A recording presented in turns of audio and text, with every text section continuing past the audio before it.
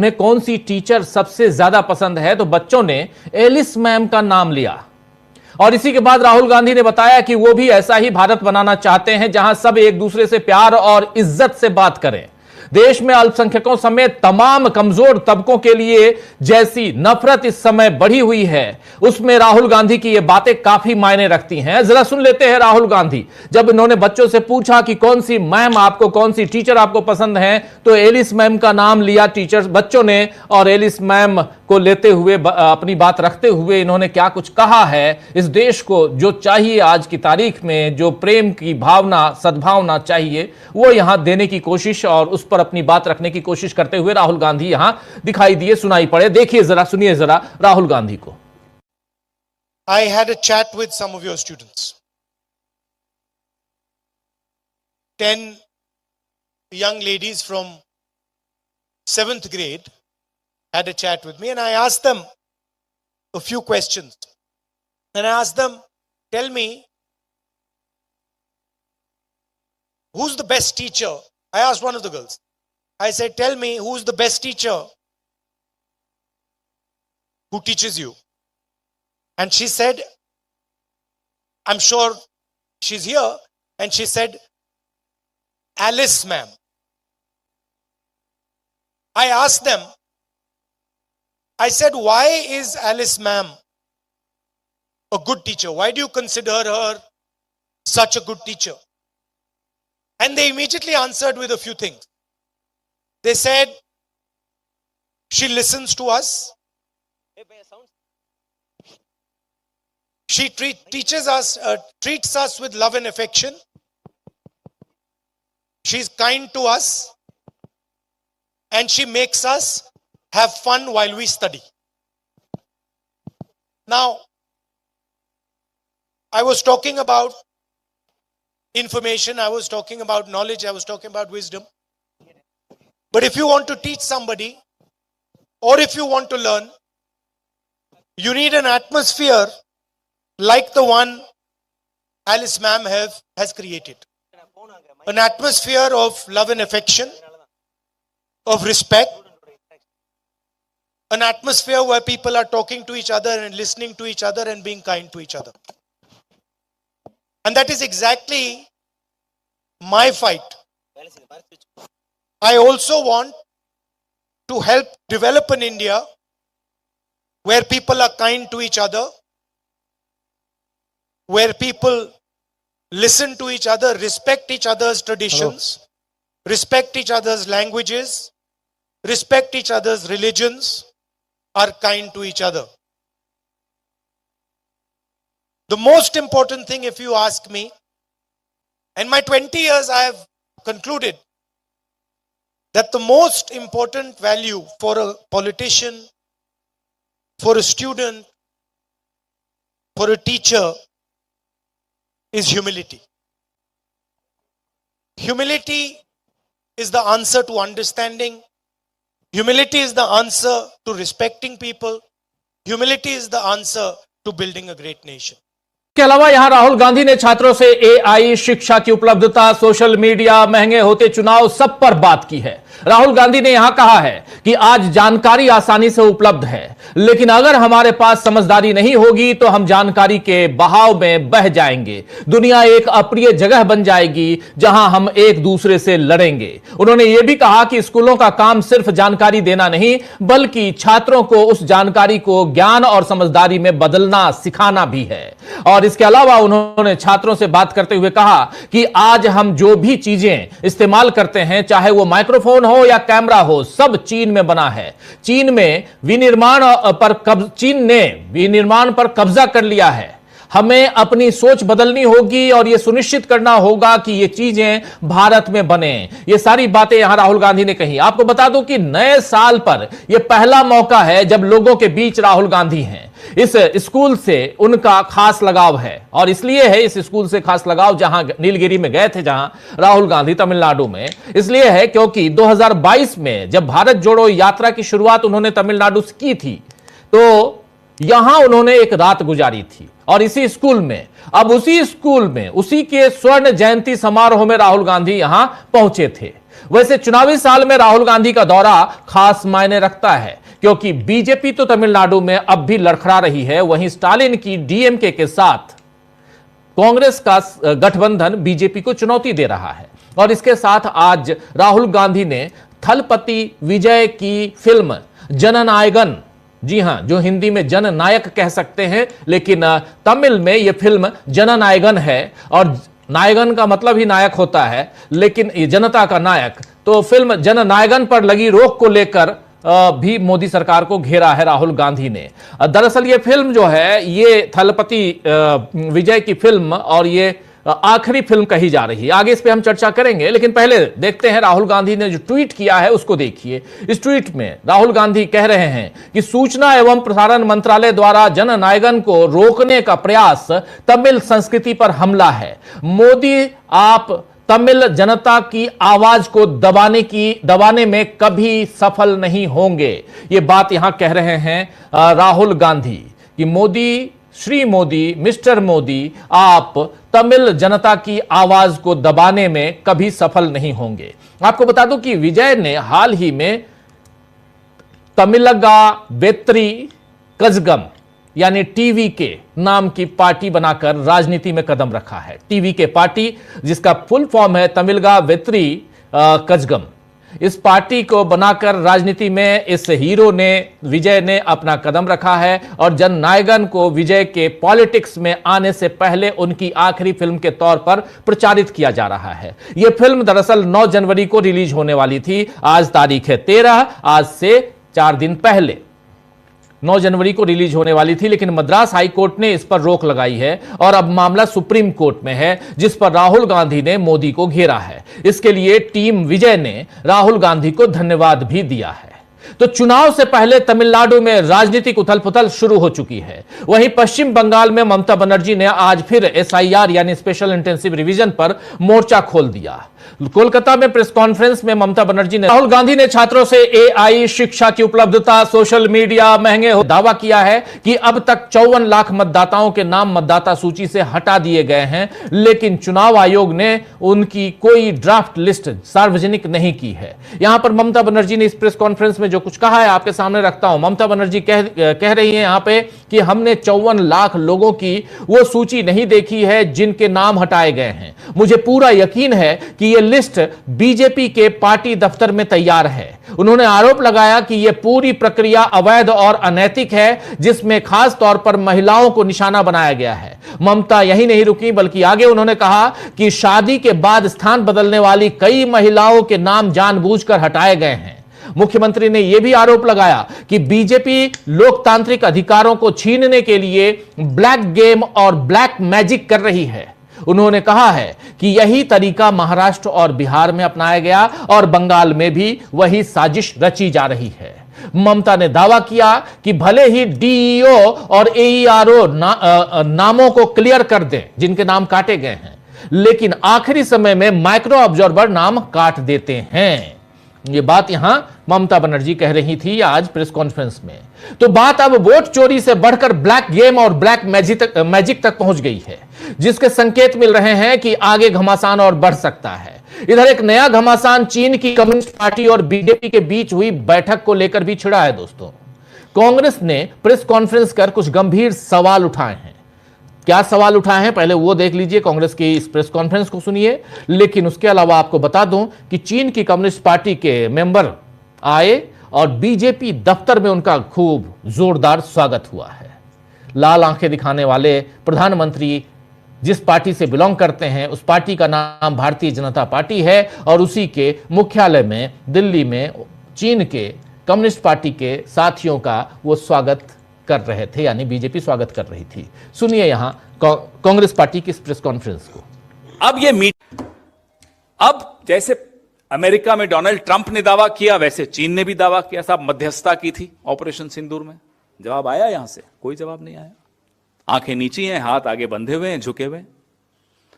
झुका हुआ प्रधानमंत्री ये देश कभी स्वीकार नहीं करेगा, जो इस तरह नतमस्तक हो जाता है दुश्मन के सामने। मैंने आपको फर्टिलाइजर का बताया, मैंने आपको डोकलाम का बताया, जो सिलीगुड़ी कॉरिडोर का बताया, जहां घुसपैठ करने के लगातार प्रयास चीन करता रहता है। शक्सगाम का बताया, अरुणाचल प्रदेश और अक्साई चीन को कैसे नक्शों में बार बार अपना बताया जाता है, नाम बदले जाते हैं, चीन बार बार करता रहता है, यहां से कोई जवाब नहीं जाता। चलिए चीन तो छोड़िए, बहुत बड़ी बात है, नेपाल तक कर देता है, ये चुप रहते हैं। तो भारी मिलिट्री मौजूदगी चीन ने बनाई, बफर एरिया बनाया, जो मई 2020 से पहले की जो यथास्थिति थी, जिसके बारे में हम बोल बोलकर थक गए, आप लोग सुन सुनकर थक गए, लेकिन इनकी कान में जूं नहीं रहेगा।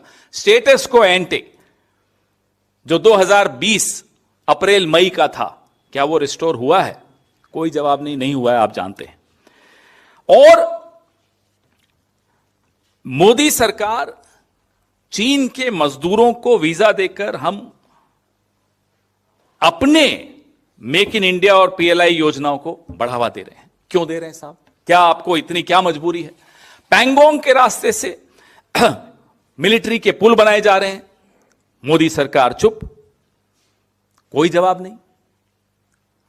कितने उदाहरण दें हम आपको ये बताने के लिए कि चीन की जो हमारी विदेश, चीन के प्रति जो हमारी विदेश नीति है, आज सिर्फ चीन पे ज्यादा बात कर रहे हैं, उसका नुकसान आने वाले कई कई दशकों तक यह देश झेलेगा। एक वाटर बॉम्ब जो ब्रह्मपुत्रा के वहां जो डैम बना रहा है चीन, वो भी एक उदाहरण है जहां ये कुछ नहीं बोले, चुप।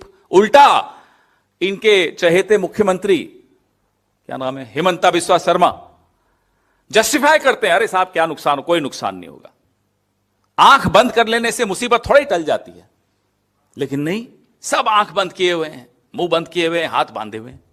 प्रवक्ता यहां पवन खेड़ा अपनी बात रखते हुए, और चीन के जो साथी आए और नरेंद्र मोदी की पार्टी में वहां गर्मजोशी से उनका स्वागत हुआ, इस पर कांग्रेस पार्टी सवाल पूछते हुए, जवाब मांगते हुए।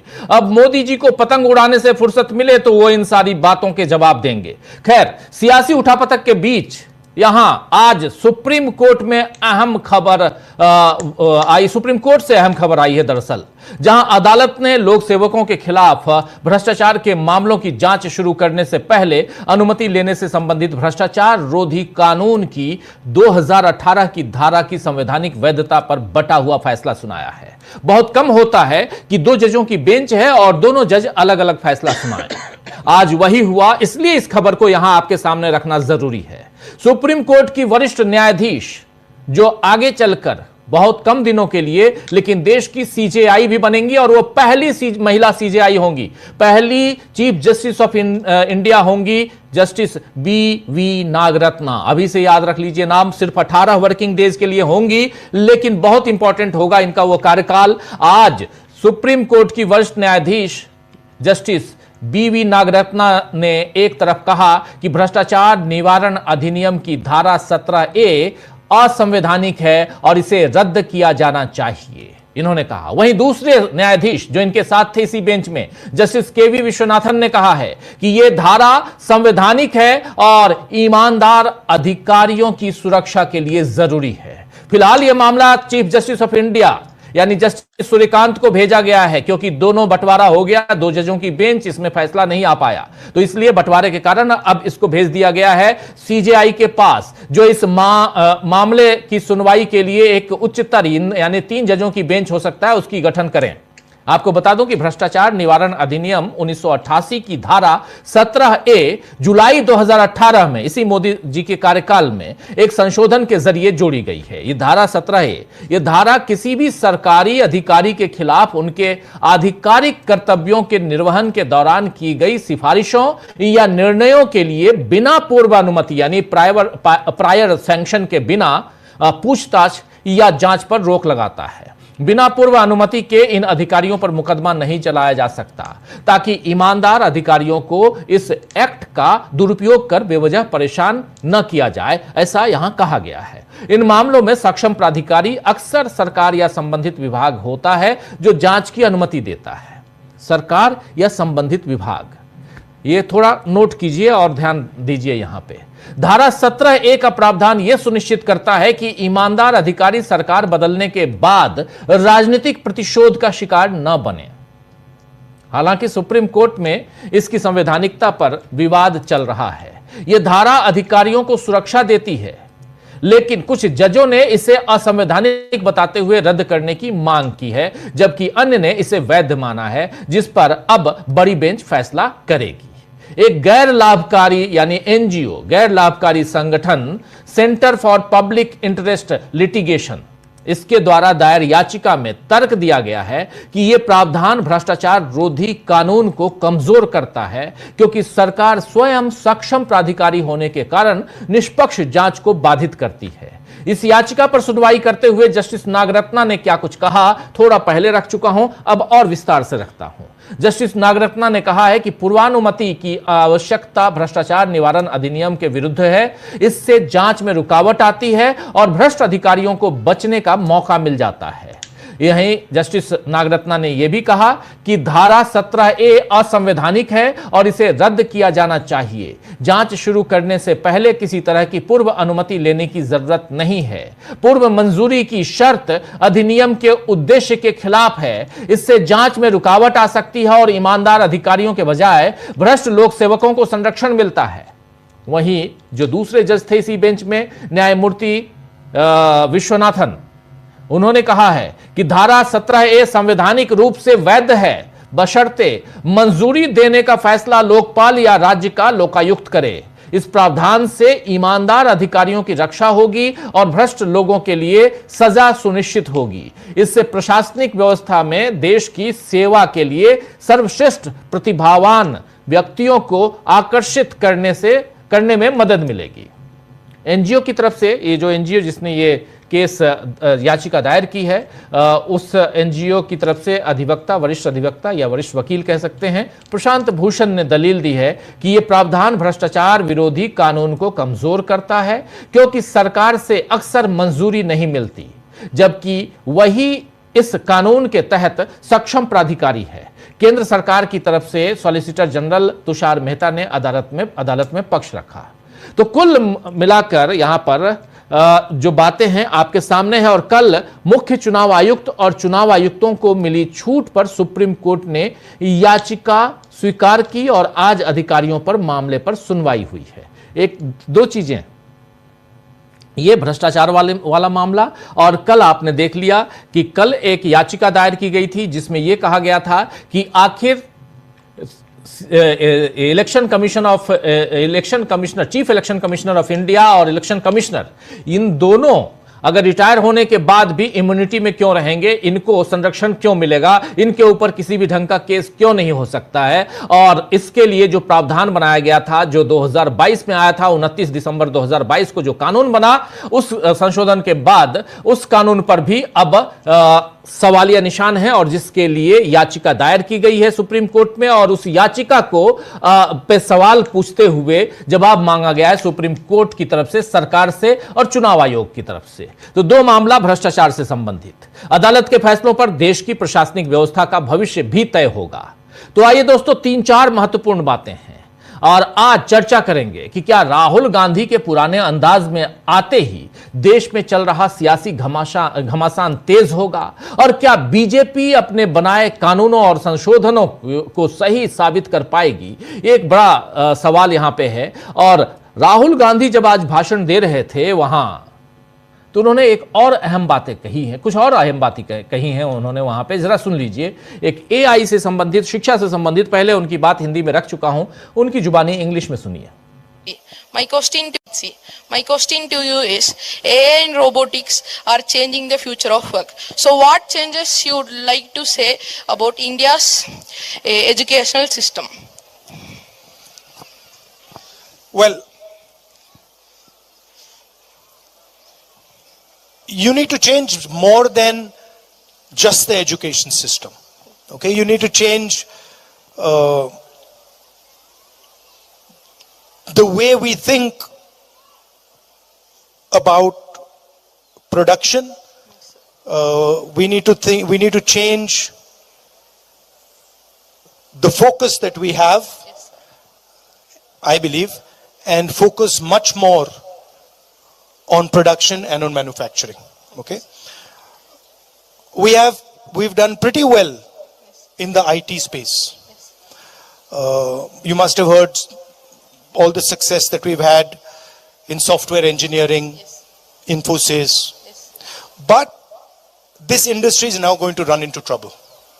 The reason it's going to run into trouble is, as you mentioned, AI, right?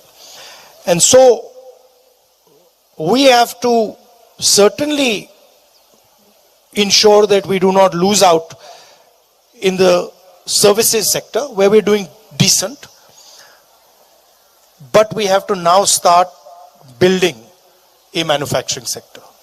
What has happened today is that the Chinese have dominated manufacturing. Pretty much anything that we use, this microphone, that camera, these things are all made in China. And we want them to be made in India. To do that, we have to change the mindset. We have to respect the people who do work with their hands. We have to respect our artisans. We have to respect our small and medium businesses. We have to respect people who work in the fields. And so that's a cultural change. Yeah. Thank Yeah. you, sir. Thank तो सुन रहे थे आप, एक चीन से बहुत बड़ी चुनौती यहां है भारत को, और मैन्युफैक्चरिंग को यहां बढ़ाना होगा। एआई की बात, रिस्पेक्ट की बात, ये तमाम बातें यहां इस स्कूल में राहुल गांधी रखते हुए, अपनी बात बताते हुए, यहां जब इनसे सवाल पूछा गया, आज के दौर में जो बच्चे और जो युवा जो सवाल कर रहे हैं, उसमें सबसे बड़ा सवाल एआई और उससे होने वाले देश में परिवर्तन, दुनिया में परिवर्तन पर सवाल पूछे जा रहे हैं। राहुल गांधी इस पर एक वीडियो पहले बना चुके हैं, और इसके साथ साथ राहुल गांधी ने एक और वीडियो बनाया था जिसमें उन्होंने कहा था कि अगली लड़ाई ड्रोन से होगी, ये मिसाइल और ये सब जितनी लड़ाइयां होती हैं वो सब खत्म हो जाएंगी और बहुत सस्ती होगी। ड्रोन से, ड्रोन बनाना आसान होगा, सस्ता होगा, और हम देख रहे हैं कि अब लड़ाई उसी की हो रही है।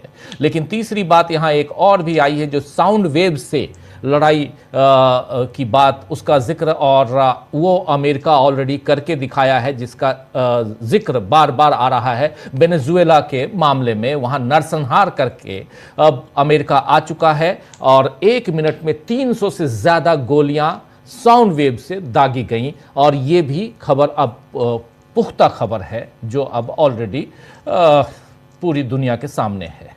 तो किस ढंग से पूरी दुनिया बदल रही है, उसका जिक्र यहां कर रहे थे राहुल गांधी, और उसमें भारत को क्या करना चाहिए, भारत आज कहां खड़ा है और कहां भारत को जाना होगा, ये सारी बातें यहां राहुल गांधी ने इस स्कूल में कही हैं। बहुत महत्वपूर्ण। लेकिन इन सब के बीच आपने देख लिया, एसआईआर पर उधर ममता बनर्जी अपनी बात रख रही थी, लेकिन एसआईआर पर इधर सुप्रीम कोर्ट में आज सुनवाई हुई, और अब चूंकि जो याचिकाकर्ताओं की दलीलें पूरी हो चुकी हैं और चुनाव आयोग अपनी दलील पेश कर रहा है, चुनाव आयोग की तरफ से राकेश द्विवेदी ने अपनी बात रखी, और आज फिर से पूछा गया, आज जब दलील रख रहे थे राकेश द्विवेदी तो उनसे सीजेआई ने पूछा, चूंकि सीजेआई जस्टिस सूर्यकांत की बेंच है ये, और उन्होंने कहा कि उनसे कहा गया, राकेश द्विवेदी ने कहा कि 1 से 1.5 घंटा और लगेगा, तो अगली सुनवाई में मैं अपनी बात पूरी कर लूंगा, इसके बाद फैसला सुरक्षित हो जाएगा। यानी अगली सुनवाई में फैसला सुरक्षित होगा, या उसी दिन फैसला सुनाया, उसी दिन हालांकि सुनाना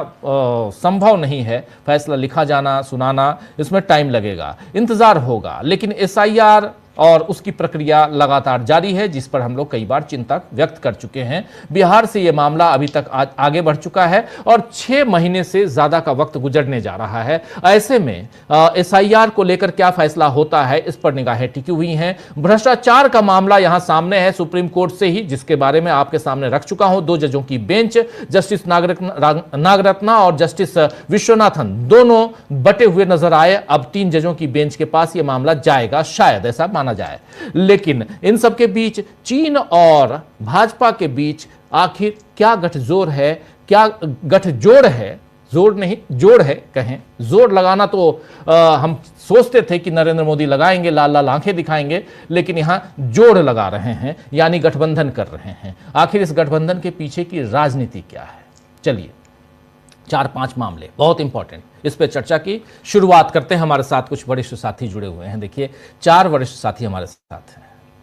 शकील अख्तर जी हैं, प्रशांत टंडन जी हैं हमारे साथ, अंशु जी हमारे साथ में हैं, और अमलेंदु उपाध्याय जी हैं। आप सबका स्वागत इस्तकबाल है। स्वागत इस्तकबाल अब तमाम दोस्तों, साथी, शुभचिंतक आप सबका, जो अब तक जुड़ चुके हैं उनका भी, जो जुड़ने वाले हैं उनका भी। लंबा हो गया मेरा आज प्रवचन थोड़ा, लेकिन बहुत सारी खबरें थी, और जरूरत रहती है कि सारी खबरों को पहुंचाया जाए। प्रशांत जी, आपके पास सबसे पहले आना चाहिए। राजीव जी, नए साल में इधर चूंकि ठंड है और मुझे लगता है कि आज शायद सबसे ज्यादा ठंडा दिन इस मौसम का रहा होगा, तो ऐसी सर्दी में राहुल गांधी तो पहुंच गए उधर थोड़ा गर्म इलाके में, लेकिन उन्होंने पूरे देश में जो है राजनीति में गर्मी पैदा कर दी। आज साल की अपना पहला अपीयरेंस जो था उसी में राहुल गांधी ने एक बड़ी जबरदस्त गर्मी जो है वो देश के अंदर पैदा कर दी। अब राहुल गांधी, राजीव जी, आज भी जिन मुद्दों पे बात कर रहे हैं तो वो जो उनको एक दायित्व मिला है शैडो प्राइम मिनिस्टर का, तो वो बाकायदा उसी तरीके से बिहेव करते हुए भी नजर आते हैं। राहुल गांधी जिन मसलों पर चर्चा कर रहे हैं वो मसले क्या हैं? वो मसले यही हैं कि देश किस तरीके से आगे बढ़ेगा और देश के सामने चुनौतियां क्या हैं और उन चुनौतियों से देश निपटने के लिए क्या कर सकता है और वो चुनौतियां कितनी गंभीर हैं और हमारे पास क्या संसाधन है और हमको क्या रास्ता इसके लिए आगे निकालना चाहिए। राहुल गांधी इन मसलों पर बात कर रहे हैं। हमारे प्रधानमंत्री जो है वो पतंग उड़ा रहे हैं और मैं तो आज एक वीडियो सुन रहा था, प्रधानमंत्री बता रहे थे कि वो जो गेमिंग है उसमें गेमिंग में हनुमान जी का भी इस्तेमाल कर लिया जाए। तो हमारे जो मिथकीय चरित्र हैं, पौराणिक चरित्र हैं या कहिए जो भी हमारे धार्मिक चरित्र हैं, वो अब गेम्स में आ जाएंगे। तो राजीव जी, अब प्रधानमंत्री इतना दिव्य ज्ञान दे रहे हैं कि हनुमान जी को भी अब गेमिंग में इस्तेमाल कर लिया जाए, तो हनुमान जी के साथ गेमिंग में क्या क्या किया जाएगा?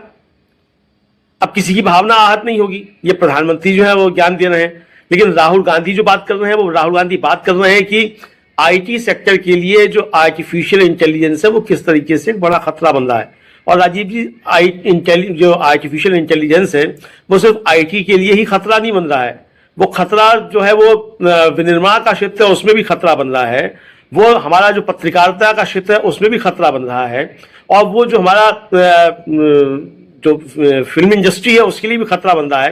और आपको याद होगा कि हॉलीवुड में तो बाकायदा हड़ताल रही लंबे समय तक कि इंटेलिजेंस, जो ये आर्टिफिशियल इंटेलिजेंस है, इसके जरिए किस तरीके से वीडियो एडिटिंग से लेकर तमाम काम करवाए जा रहे हैं। तो ये सारी चीजें जो आ रही है तो ये बड़ा खतरा बनता हुआ नजर आ रहा है। और खतरा सिर्फ यही नहीं है कि आर्टिफिशियल इंटेलिजेंस जो रोजगार पे हमला करेगा या क्या करेगा। सबसे बड़ी बात यह है कि हमारा सोचने का नजरिया जो है उस पर हमला हो रहा है, तो उसको किस तरीके से बचाया जाए और आर्टिफिशियल इंटेलिजेंस का किस तरीके से इस्तेमाल किया जाए कि वो भलाई के लिए काम में आए। तो इस पर राहुल गांधी बात कर रहे हैं कि इसको किस तरीके से इस्तेमाल किया जाना चाहिए। लेकिन हमारे प्रधानमंत्री तो आर्टिफिशियल इंटेलिजेंस बताते हैं कि यहाँ तो बहुत पहले से आर्टिफिशियल इंटेलिजेंस था। बताया शकील जी ने कि कहा उन्होंने बिल गेट्स के साथ बातचीत में कि हमारे यहाँ तो बच्चा पैदा होता है तो आई कहता है, तो यहाँ तो एआई है ही, पहले से ही आई है। तो आप ये तो खैर ठीक है, प्रधानमंत्री का अपना जो है वो है, लेकिन राहुल गांधी ने आज जो बातें की हैं राजीव जी, वो इस देश के लिए एक कहिए अलार्मिंग बेल जो है वो उस तरीके की बातें राहुल गांधी की हैं।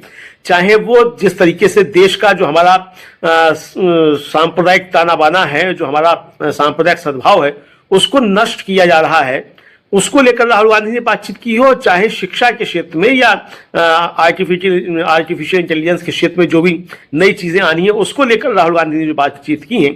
तो ये एक नया विजन देश के सामने रखती है। हालांकि बहुत सी बातें राहुल गांधी इस तरीके की पहले भी कर चुके हैं, और जैसा कि आपने भी जिक्र किया था कि भाई ड्रोन को लेकर उन्होंने पहली बात की थी, वो सामने आ गया ड्रोन का कि किस तरीके से ड्रोन से युद्ध लड़े गए। भारत ऑपरेशन सिंदूर जब कर रहा था तो हमको भी ड्रोन का सामना करना पड़ा। यूक्रेन और रूस जो है वो उनका सामने ड्रोन से हो रहा है, और राहुल गांधी इस बात को पहले कह चुके थे कि ड्रोन जो आया है तो ये इसने युद्ध के नए रास्ते, एक तरीके से नई स्ट्रेटजी वो खोल दिए। अब ये सामने है, तो राहुल गांधी जो चेता रहे, फिर दूसरा राहुल गांधी चीन को लेकर जो बात कर रहे हैं कि भाई चीन किस तरीके से उसने किन किन क्षेत्रों पे कब्जा कर लिया है। तो ये तो राजीव जी, ये चिंता करने के विषय जो राहुल गांधी चिंता कर रहे हैं, ये चिंता करने का विषय मोदी जी का था और ये चिंता करने का विषय सरकार का था कि वो इस पर चिंतन करे कि भाई आगे देश को किस तरीके से लेकर जाना है। आपने बात तो कर दी सब 2047 में विकसित भारत बनेगा, लेकिन वो विकसित भारत कैसा होगा, उसका रोड मैप क्या होगा, किन क्षेत्रों में विकसित भारत को आगे चलकर काम करना है, आर्थिक नीतियां क्या होंगी, टेक्नोलॉजी के क्षेत्र में हमारा क्या रास्ता होगा, हमको किन क्षेत्रों में आगे काम करना है, इसको लेकर कोई चिंता की बात ही नहीं आती। उसको लेकर तो आप पतंग उड़ाकर बता देते हैं, पतंग उड़ा के विकसित भारत हो जाएगा, पतंग की डोर पर चढ़कर हम 2047 में पहुंच जाएंगे और विकसित भारत बन जाएगा। तो ये तो हमारे जो देश को आगे ले जाने वाले लोग हैं फिलहाल जिनके पास जिम्मेदारी है, ये उनका विजन है राजीव जी। लेकिन राहुल गांधी ने जिस तरीके से इसको लेकर बातें की हैं, तो ये एक नया रास्ता जो है वो चिंता का खुलता है।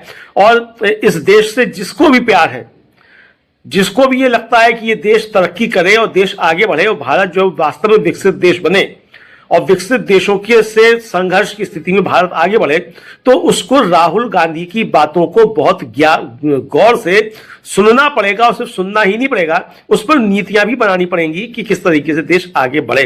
तो ये तो राजीव जी आज राहुल गांधी ने इस तरीके से घेरा। अब जो चीन को लेकर राजीव जी मसला चल रहा है, अब चीन, आप चीनी प्रतिनिधिमंडल का कम्युनिस्ट पार्टी की वहां का आप जब स्वागत कर रहे हैं अपने दफ्तर में, बीजेपी के दफ्तर में, तो किस समय स्वागत किया जा रहा है? ठीक उस समय स्वागत किया जा रहा है जिस समय चीन ये दावा कर रहा है कि सक्सेना घाटी उसकी है और इसलिए वहां उसे निर्माण करने से कोई नहीं रोक सकता। तो भाई ये आपको उसी समय करने की क्या आवश्यकता थी? क्या पहले से फिक्स मैच था? इसका जवाब भी आना चाहिए था, जो कि इसका जवाब नहीं आया, ना प्रधानमंत्री की तरफ से आया, ना भारतीय जनता पार्टी की तरफ से आया। और हम इस मीडिया से तो उम्मीद ही क्या करें कि इस पर कोई चर्चा करेगा, वो चर्चा इस पर करेगा भी नहीं। लेकिन ये सवाल जो है ये निश्चित तौर पर है कि भारतीय जनता पार्टी अंदर ही अंदर क्या खेल खेल रही है और किस तरीके से भारतीय जनता पार्टी इस देश की जो आर्थिक नीतियां हैं, इस देश का जो सामाजिक ताना बाना है और जो आर्थिक ढांचा है उसके खिलाफ काम कर रही है। ये चीजें सामने आने लगी हैं और जाहिर सी बात है कि विपक्ष का अपना काम है, विपक्ष उसको कर रहा है, ये बता रहा है देश को भारतीय जनता पार्टी की नीतियां किस तरीके से देश को नुकसान पहुंचा रही हैं। तो ये सोचना अब देशवासियों का काम है कि कौन देश के हित में काम कर रहा है, कौन देश के हित में काम नहीं कर रहा है। लेकिन एक बड़ी चुनौतियां इस देश के सामने हैं निश्चित तौर पर, और इसको गंभीरता से लेना होगा। राहुल गांधी ने आज जिस तरीके से मोदी जी को घेरा है, चाहे वो जननायकन के मसले को लेकर हो या आज जिस तरीके से कांग्रेस ने घेरा है बीजेपी की चीन से दोस्ती को लेकर हो, ये एक गंभीर सवाल है राजीव जी। और मुझे लगता है कि इस पर देश को चर्चा अवश्य करनी चाहिए।